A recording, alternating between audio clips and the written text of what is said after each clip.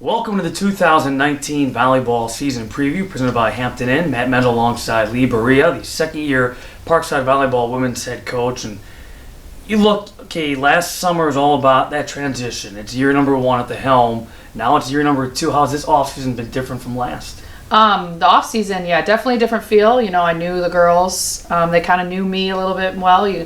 We joked that we were out of the honeymoon phase. But it was also nice because it wasn't just me. Adding Kylie, our graduate assistant. We had extra help, and we were really able to break things down. It wasn't as much of teaching my system as it was reiterating and learning and growing in our system. So it was very nice and different in that way. And the numbers were small. So I think we were able to kind of establish our new identity in the sense of our returners were different than the previous. So how were we going to be new looking forward to the fall? And looking back at last season, what were your takeaways? Well, first of all, the fact that they just completely bought into what I was about and the program was about going forward, and just so thankful for everyone. I think everyone grew, not just as volleyball players, but as people. Now, the new thing is filling those voids of those seniors that had been here for a while and establishing the new culture, the new how we do things, the new standards that we had set. It was laid a great foundation as we continue to build. I was going to ask you about those seniors, the four seniors from last year's squad. What do they mean to the success of this program? What do they mean to you in helping you make that smooth transition? It was huge. You when you're a new coach, you need that senior leadership to buy in. And the four of them did completely, and I'm so thankful for them because, even as they go forward, I know that I'll still stay in contact, and I know that they were very thankful for this past year and how much they enjoyed it.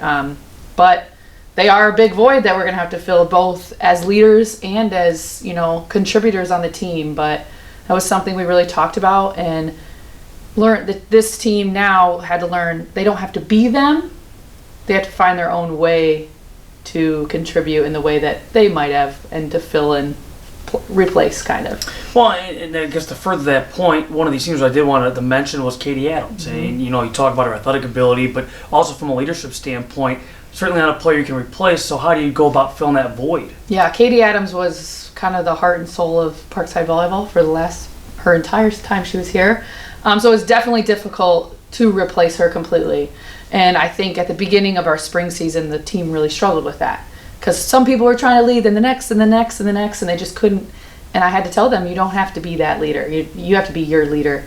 What are you going to do as a leader? But I definitely miss, but just her impact on us as a whole, and she will still be talked about forever as the impact she had not only on the volleyball program but the entire athletic department. So it's always sad to lose somebody like that, but it's also really special to have that type of role model for the future and to talk about.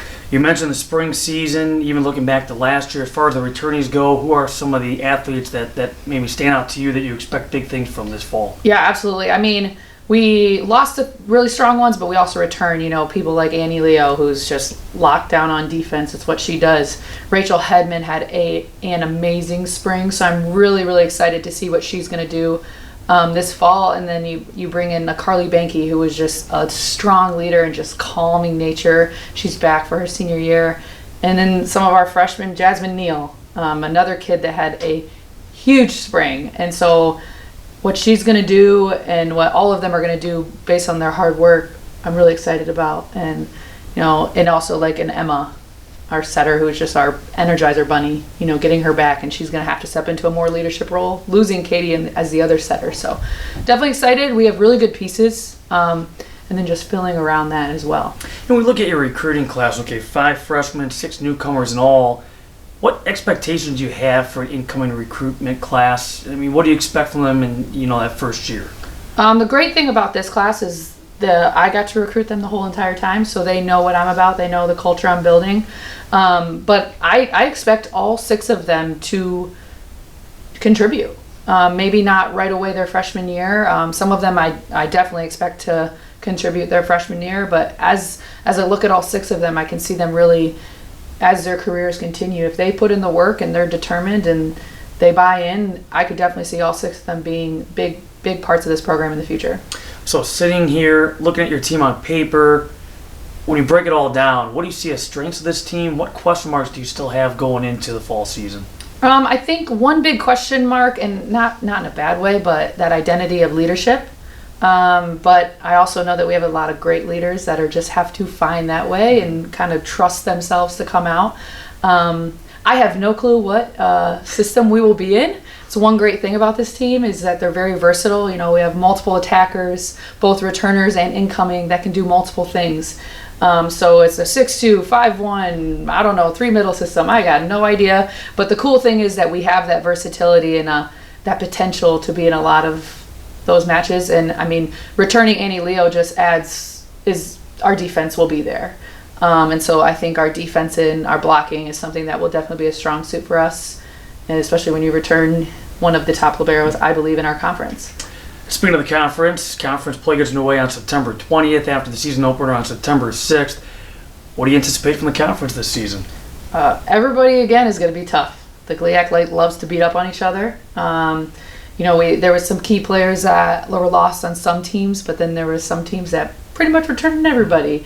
But we also got some new coaches in the league, and that'll kind of be interesting as well to kind of see where those teams go and how everybody kind of fulfills. But definitely, I mean, it's going to be competitive again. We're going to have to claw our way through and find a way. But that's one thing that I think that this team has, is that little chip on their shoulder to do that. So. And finally, you start the season, as we mentioned, on September 6th. When you look at your schedule, what are some of the highlights on the docket? Well, our preseason schedule is very, very strong. Again, we're going up to Michigan Tech for the first weekend, play a bunch of Northern Sun teams. So that'll be cool. We'll actually get to see a lot of our conference opponents too, not playing them, but they'll be around. And then our home tournament, again, is great. We have 2 teams from the GLVC, 2 teams from the Northern Sun, which will be a highly competitive tournament. And I'm really excited to bring more great volleyball here to Parkside. Good couple. We're going down to Illinois Springfield as one of the top in the regions, and also playing Lewis again this year. So again, playing top level teams in our region that will prepare us not only for GLIAC, but as we continue to build for the future. All right, Coach. As always, thanks a lot for your time. Thank you. And best of luck this season. Thank you.